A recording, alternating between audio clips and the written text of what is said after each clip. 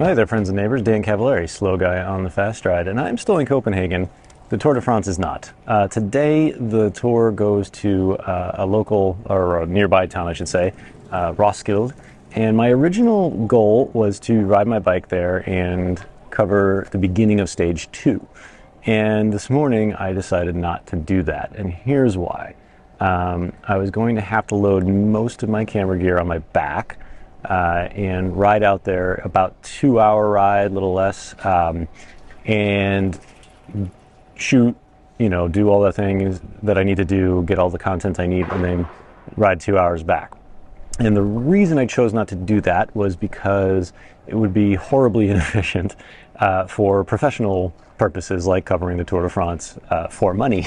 The idea of locking my bike there, finding a place for it to be in those big crowds, and then doing all the work I needed to do and then ride back, I wasn't going to be able to actually have time to write and to produce all the content I needed to produce. So basically what I'm saying is I've reached the limit of the usefulness of my bike as a tool for covering the Tour de France, which is not to say that this was a failure. Quite the opposite, in fact. I learned sort of the ins and outs of what this would be like if I was to do it. Having done it now, I can sort of change my plan for next time, and if I was in a central location where I could cover at least a few stages. One of those things is I wouldn't bring my bike. I would just rent one like I've been renting these Bolt bikes. It just takes one less stressor away from having to think about locking my bike and making sure it doesn't get stolen, how I'm going to get in and out of the team paddocks, where I'm going to leave my bike, things like that. So I think, the overarching story for me is that multimodal transportation makes the most sense. We talk about the bike replacing the car and car trips and things like that. It is absolutely appropriate for that. And then longer trips, like today, I could have taken the train, and that would have been another option, and that makes a lot of sense. For something like the Tour de France, the car is still the best option because of the big distances, because of all the gear that I have to haul. So, as an experiment, this was a lot of fun. As a practical matter, I probably wouldn't be able to do it again. Copenhagen in particular happens to have a lot of structure for infrastructure for bikes, and I think that's what made it so easy to get around for these first few days. In other cities, that would be a lot more of a challenge. So I think this was a great experiment for figuring out the limits of what you can do by bike in a professional capacity. The Tour de France is a pretty unique sporting event. It's always moving. And so that necessitates a lot of different transportation and logistical problems.